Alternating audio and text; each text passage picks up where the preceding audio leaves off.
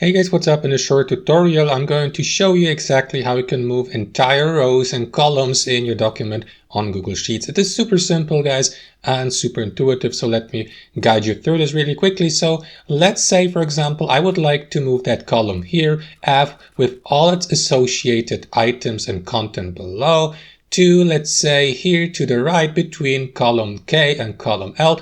So I can do it by simply left clicking on that column here where it says F, where you see that letter, and by holding my left mouse and by simply moving that column here to its destination to the right, just like that. Now, as you can see, the letters will not be changed. It would still be column F and still be column K, but the associated content below has been successfully moved from one column to another one, and you can repeat the same with any rows below, for example with row number 8. So let me move it to between row 14 and 15, just like that. As you can see, super simple. So guys, that's basically it. Thanks for watching and have a wonderful day.